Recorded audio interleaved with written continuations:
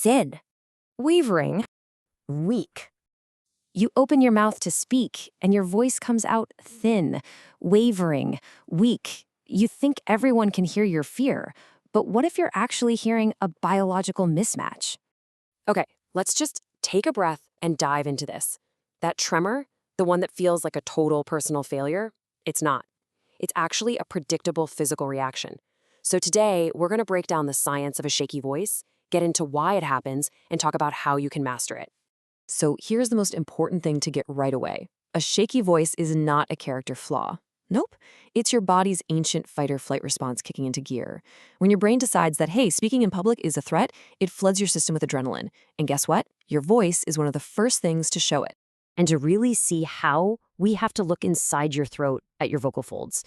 Now, the key word here is muscle. These are muscles. Just like the muscles in your legs might shake if you hold a squat for way too long, your vocal folds are muscles that react to strain and tension. It's that simple. And this slide, this shows you exactly what happens. When you're relaxed, your breathing is deep, you've got this steady stream of air, everything's vibrating evenly, your voice is calm. But when you get anxious, bam, adrenaline tenses up all the muscles around your larynx, and your breathing gets all shallow. That means unsteady airflow, which makes your vocal folds, those muscles, vibrate irregularly. And the result? A shaky voice. But here's what makes a shaky voice so tough to handle in the moment. It's not just a physical thing. It's a self-reinforcing cycle, a vicious feedback loop. The second you hear that little tremor, your brain just cranks the anxiety up to 11. Let's just walk through that cycle. Step 1, you hear the shake. Step 2, your brain goes, oh no, failure, which spikes your anxiety. Step 3, your body responds with, you guessed it, more adrenaline. And step 4, well, that new rush of adrenaline just makes the muscle tension even worse and the tremor gets stronger. This is exactly why your voice is often the shakiest in those first 30 to 60 seconds of a talk. Now, what's our first instinct when our voice feels weak? We try to project more, right? Just power through it. But this, I'm telling you, almost always backfires. Trying to force more volume when your throat muscles are already tense, it's like flooring the gas in your car while the emergency brake is on. You're just creating more and more strain, which can actually make the tremor even worse. All right, so if muscling through it is the wrong move, what's the right one? Let's get into some real, practical, science-backed techniques you can use to counteract the shake, both before you speak and, right in the middle with it. Okay, the best work you can do happens before you even say a single word. First, try this extended exhale breathing. You breathe in for 4 seconds and out for 8. This little trick actually activates your body's relaxation response, telling the adrenaline to calm down. Second, some gentle humming for about a minute. This warms up your vocal folds and gets them ready to vibrate smoothly.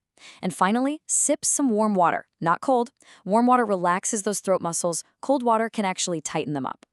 But what if the shake starts mid-sentence? The gut instinct is to rush, to get it over with. You have to fight that. Instead, slow down, use deliberate pauses. Now, a pause might feel like an eternity to you, but to the audience, it just sounds confident. It also gives you a second to take a real deep breath. The other big thing? Shift your focus outward. Stop listening to your own voice and concentrate on your message. Or find a friendly face in the audience. That's how you break that vicious feedback loop we talked about. So, those in-the-moment tricks are super helpful, right? They're like vocal first aid, but they're really just managing the symptoms. The real long-term fix isn't about managing the adrenaline. It's about teaching your body to produce less of it in the first place, and that means retraining your nervous system. See, ultimately, the real goal here isn't to become a master of some breathing trick. It's to teach your body that public speaking isn't a tiger chasing you. It's safe. And this happens through repeated, low-stakes exposure. Every single time you speak and nothing terrible happens, your brain's little threat detector, the amygdala, it updates its files. And over time, it just learns, hey, this is fine. And that fight or flight response just doesn't get triggered so intensely. Okay, and finally, I want to leave you with what might be the most freeing, liberating truth in all of public speaking. There is a huge gap between how nervous you feel and how nervous the audience actually thinks you are. And the reason for this gap is something called bone conduction. You hear your own voice magnified because it's vibrating through the bones of your skull. This highlights every tiny little imperfection, every little tremor. But the audience, they only hear the sound traveling through the air. So what sounds like a seismic event inside your own head is often barely noticeable to anybody else. And look, decades of research back this up. Just look at this chart, it's wild. Speakers consistently rate their own nervousness at like a 90%, a 9 out of 10. But their audiences, they rate the speaker's nervousness at around 30%, a 3 or 4. You feel like you're in the middle of a catastrophe, but they just see a person giving a talk. The shakiness might feel real to you, but the disaster it feels like, it's not. So stop fighting your vocal cords and start training your nervous system. Visit nerveless.app today to find your steady voice.